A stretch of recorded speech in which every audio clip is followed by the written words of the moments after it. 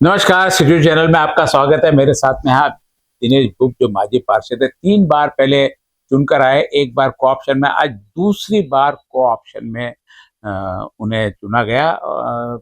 जब महानगर पालिका का चुनाव हुआ तो दिनेश बुक ने कहा था कि मुझे चुनाव नहीं लड़ना है, राजनीति में नहीं जाना है, समाज सेवा और लेकिन फिर से वापस आज नगर सेवक बनकर हमारे सामने हैं। जानते हैं उनसे क्या। और लोकसभा का चुनाव लड़ चुके हैं प्रहार से शिवसेना, शिवसेना से वापस शिवसेना की तरफ रुख, क्या विचारधारा लेकर और क्या आशा के साथ में उन्होंने नगर सेवक पद स्वीकार किया, यानी नाना करते प्यार तुम्हीं से कर बैठे वाली बात, कि नहीं बनना था, नहीं बनना था और नगर सेवक बन गए। आखिर क्या ऐसा कारण आया कि नगर सेवक पद स्वीकार करना पड़ा? क्या समाज सेवा के लिए, राजनीति में रहने के लिए, या और ऐसे कार्य जो अधूरे रह गए थे वो करने के लिए? जानते हैं दिनेश बाबू, नमस्कार।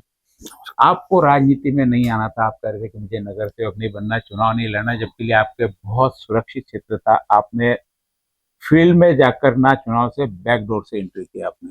नहीं, ये आपका जो बोलना है वो पूरी तरह से सही है। जी मराठी में कम्फर्टेबल जी जी, रहूंगा। मराठी में बोलूया. तुमचं जे म्हणणं आहे एकदम 100% खरं आहे की निवडणुकीच्या अगोदर मी एक साक्षात्कारमध्ये सांगितलं होतं की आता 4 टर्म झाल्या, कुठंतरी माणसाने थांबायला पाहिजे आणि समाजामध्ये चांगला मेसेजही गेला पाहिजे. मला थांबण्याची हीच योग्य वेळ आहे असं मला वाटतं, म्हणून मी निवडणूक न लढवण्याचा निर्णय घेतला. पण त्याच्यानंतर ज्या घडामोडी घडल्या त्या अतिशय अनपेक्षित आणि भावनिक होत्या. जी. त्याचा विषय असा आहे की आम्ही शिवसेनेत काम करत असताना मी, सोमेश्वर पुसतकर, जी. अनंतराव गुळे, संजय पांड हे आमच्या जिल्ह्याची टीम झाली पुराणी शिवसेना. आणि सायमल्टेनियस त्याच काळामध्ये थोडेसे आमच्यापेक्षा थोडेसे ज्युनियर, परंतु आमच्याच टीमचे हिस्से असलेले यवतमाळचे संजय राठोड, जे 2004 मध्ये आमदार झाले आणि त्याच्यानंतर तब्बल 3 टर्म पासून ते मंत्री आहे.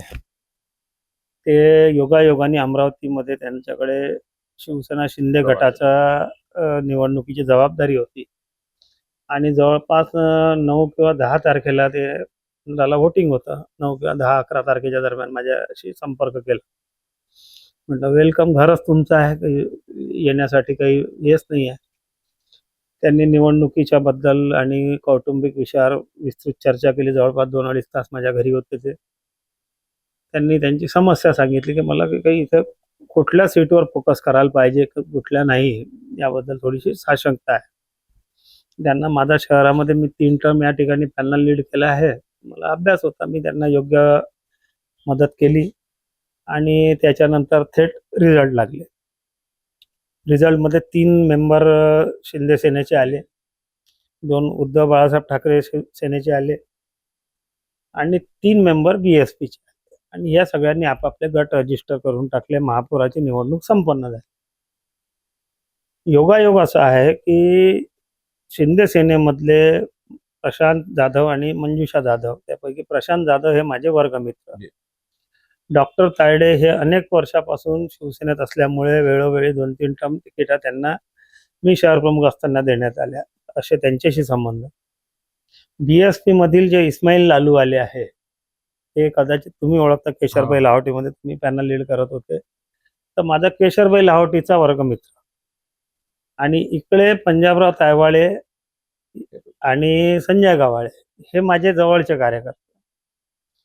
तर हे सगळे जेव्हा केमिस्ट्री जुळली, बस यांना 2 वर, यांना 3 वर काही समाज सभागृहामध्ये व्हॅल्यू नाही आहे. तसाच संजय राठोडना सांगितलं, म्हटलं यांची एक केमिस्ट्री करा, या सगळ्यांना न्याय भेटेल. म्हणे भाऊ तुम्हीच करा म्हणे.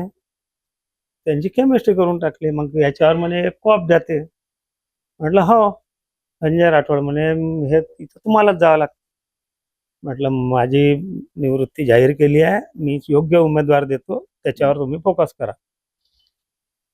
तर हा एपिसोड चालला 2-3 दिवस. त्यांनी शिंदे साहेबांशी चर्चा केली. शिंदे साहेब म्हणे हा मला माझ्यासोबत पाहिजे. म्हटलं मी एका अटीवर हे स्वीकारतो की येथील जळणघडणीचा जो भाग आहे आणि शिवसेना ही असो का ती, हम्म, शिवसैनिकांसाठी दोन्ही सारखे आहे बरोबर. आणि ह्याच्यात मरण होऊन राहिलं शिवसेनेचं. म्हटलं एक प्रयोग करून पाहू, दोन्ही शिवसेना एकत्र येते का एखाद्या शिवसैनिकासाठी. हम्म.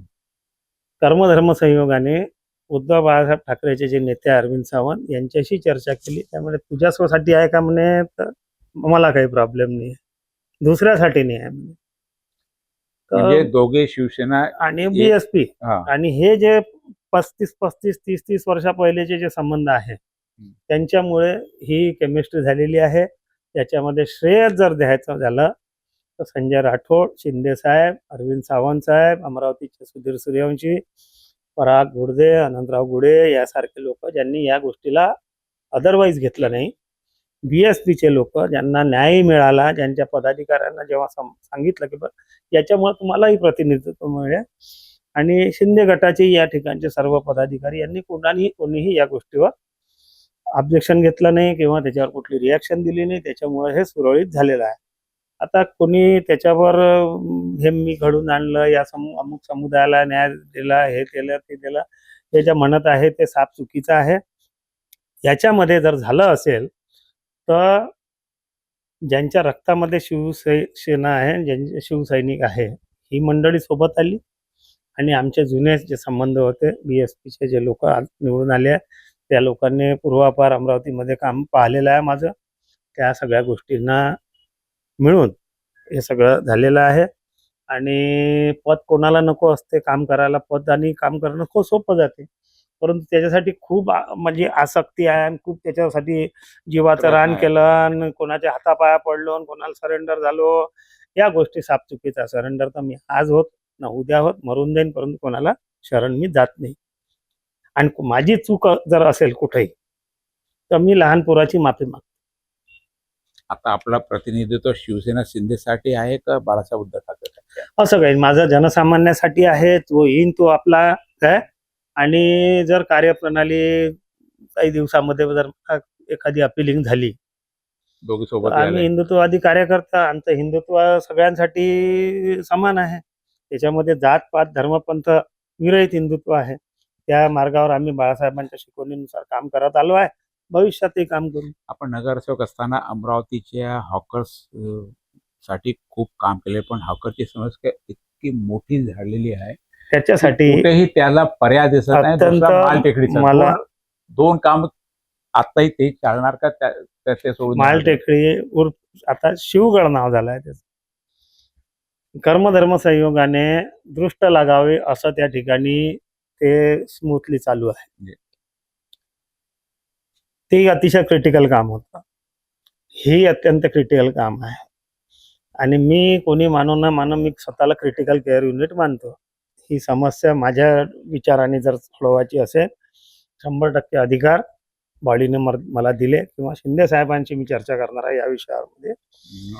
हॉकरसाठी त्यांची एस्टॅब्लिशमेंट पासून तर आज जे हॉकर्स नको नकोसे वाटतात ते लोकांना हवेसे वाटतील, एवढा चेंजेस येत्या 2-3 वर्षामध्ये पूर्ण अधिकार म्हणजे आपला मुख्य फोकस हॉकर्सवर जाणार का या महानगरपालिकेमध्ये वेगळी काही गोष्टी? त्याच्यासाठी मी माझी योजना देईल. जर सभागृहाने मला अधिकार दिले आणि माझ्या कन्सेप्टने काम केलं तर मी हॉकरची समस्या ही समस्या न राहता तो एक शहरासाठी उपलब्धी होईल असं प्लॅनिंग आहे माझ्याकडे. ते मी करू शकतो. आपण ज्या प्रभागात राहतात सर्वात मोठा प्रॉब्लेम पार्किंगचा आणि ट्रॅफिकचा आहे ना. त्यासाठी काही नियोजन कॉर्पोरेशन आहे आणि मला ते अधिकार मी 6 महिन्यात अधिकार म्हणजे अधिकार म्हणजे मागू आपण त्याच्यासाठी प्रयत्न करू. मी रेल्वे जो ब्रिज नाही दिले तर वर्क नाही करणार. वर्क नाही. आम्ही त्याच्यासाठी आवाज उठवा, त्याचा पाठपुरावा करा, त्याच्यासाठी सातत्य राखा. आपली आयडिया पटवून द्यावी लागेल ना लोकांमध्ये. गाडी उभ्या करण्यासाठी जागा नाही आहे तर त्याचे पर्याय काढावे लागेल. पार्किंगसाठी अतिरिक्त जागा प्रोव्हाइड करावी लागेल. मार्केट केलेलं आहे. त्याच्यासाठी कायद्याने सक्ती वापरावी लागेल, कायदा कठोर करावा लागेल.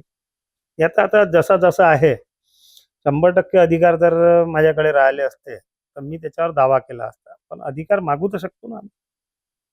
हे समस्या मी दूर करू शकतो, याची मला अथॉरिटी द्या, हे तर म्हणू शकतो ना. नगरसेवक नाही होणार होते, आता झाले. आता काय एक तो हॉकरचा प्रोग्राम झाला, हम्म. दुसरा काय असं मुख्य मोठं काय आपलं की हे आपल्याला करावं खूप लागेल प्रलंबित नगरसेवक म्हणून? आता प्रकरणं तो नव्हते म्हणून आपल्या मुक्त होते काही आता करायचं, आहे. आता लिमिटेशन आली. 5 वर्ष दिले आहे, नियतीने दिले आहे, गणपती बाप्पानी दिले आहे, संजीव भाऊनी दिला आहे, शिंदे साहेबांनी दिला आहे, सुधीर भाऊनी दिला आहे. संधीचं सोनं करू, लोकांना अभिमान वाटेल असंच काम होईल आमच्याकडून. कधी व्यक्तिगत किंवा स्वतःसाठी काही आम्ही करू नये. जैसे दिनेश भूप जो नगर सेवक नहीं बनना चाहते थे, लेकिन कुछ मित्र परिवार और पुराने संबंधों ने जिम्मेदारी डाली, और जिम्मेदारी डालकर, क्योंकि नगर सेवक पद निश्चित रूप से एक पद है, लेकिन जो जिम्मेदारी निभाना जानता उसके लिए बहुत समस्या वाला काम, बहुत आसान नहीं है. सुबह से उठकर पूरा जनता के लिए काम में जूझना पड़ता है, खुद की पर्सनल लाइफ नहीं रहती है. पर्सनल लाइफ को एंजॉय करने के साथ में वापस उन्होंने नगर सेवक का पद लिया. अब जितनी बातें आज यहाँ पे नगर सेवक बनने के बाद में की है, सबसे बड़ी समस्या हॉकर्स जोन की है, जिसके कारण पार्किंग भी डिस्टर्ब हो रही है. इस चीज का इन्होंने पहले भी काफी इस पर वर्क किया था. क्या अब वापस अधिकार मिलने के बाद में अमरावती की पार्किंग समस्या, यानी जिसमें हॉकर्स और पार्किंग और ट्रैफिक तीनों आ गया, इसके ऊपर प्रायोरिटी पर क्या वर्क होता है, यह आने के बाद हम देखेंगे. आपको कोई संदेश देना है? जनता को संदेश ये देना है कि एक इसके पहले अमरावती मंडल जे न्यूज चैनल ने लिया था, जनता को संदेश ये दिया था कि आपका लोक प्रतिनिधि कारपोरेटर के रूप में जिसको चुन के दे रहे हैं वो सबसे नजदीक का आपका लोक प्रतिनिधि है. सद विवेक बुद्धि से चुन के देना. काफी कुछ जनता ने अमल किया हुआ लग रहा है, कुछ गलतियां हुई है कि जिनको चुन के लाने को ना था उनको गिराया गया है. तो चलते रहता है, ये चीजें है. तो जथा राजा तथा प्रजा, ऐसा जो था अभी लोकशाही में उल्टा रहता है, जैसी प्रजा हिसाब का उसको राजा मिलते रहता. तो जनता को यही है कि जनता और लोकशाही ने हमारे को सदन में भेजा है. कर्म धर्म सहयोग से आज कोऑप्शन में जो मेंबर गए हैं वो सब पोटेंशियल और सकारात्मक वृत्ति वाले दिख रहे हैं मुझे. जनता ने जो लोगों को जो दिया है, सभागृह की एक अपनी गरिमा और मर्यादा रहती है, उस मर्यादा में कोई भी गलत काम नहीं कर सकता. वहाँ जाके अच्छे से अच्छा काम करे कारपोरेशन में. ये जनता का उस चीज़ के लिए सपोर्ट लगेगा. और जनता ने कोई भी अगर ये रहा तो थोड़ा सा पॉजिटिवली लिया तो हमें भी काम ज्यादा करने में थोड़ी आसानी जाएगी. बहुत बहुत धन्यवाद.